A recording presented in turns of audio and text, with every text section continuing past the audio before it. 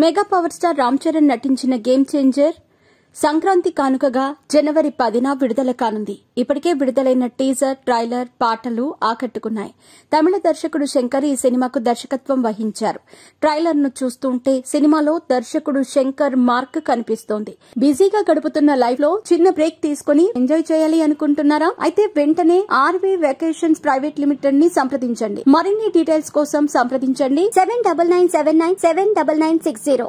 ఇక ఈ సినిమాలో రామ్ చరణ్ విభిన్న పాత్రల్లో కనిపించనున్నారని ట్రైలర్ చూస్తుంటే అర్థమవుతోంది.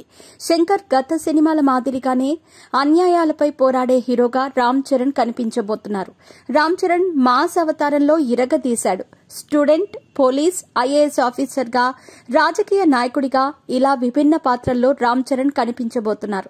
పాన్ ఇండియా స్థాయిలో తెలుగుతో పాటుగా హిందీ, తమిళ, కన్నడ, మలయాళ భాషల్లో ఈ చిత్రం విడుదల కానుంది.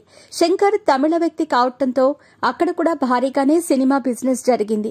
అయితే తమిళ స్టార్ హీరో అజిత్ మూవీ సైతం సంక్రాంతికి విడుదలవుతుందని నిర్మాతలు ప్రకటించారు.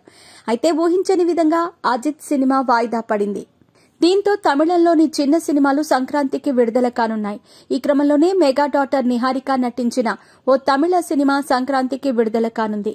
నిహారిక నటించిన మద్రాస్ కారన్ అనే సినిమా సరిగ్గా గేమ్ చేంజర్ విడుదల రోజునే ప్రేక్షకుల ముందుకు రానుంది. షాన్ నిగమ్, కలై రాసన్ హీరోలుగా, నిహారిక కొణిదెల, ఐశ్వర్య దుత్తా హీరోయిన్స్ గా ఈ మద్రాస్ కారన్ మూవీ వాలి మోహన్ దాస్ దర్శకత్వంలో తెరకెక్కింది. ఇప్పటికే విడుదలైన పాటలకు మంచి రెస్పాన్స్ లభించింది. అన్నకు పోటీగా చెల్లెలు మూవీ విడుదల కానుంది. మరి ఈ రెండు సినిమాల్లో ఏ సినిమా ప్రేక్షకులను అలరిస్తుందో చూడాలి.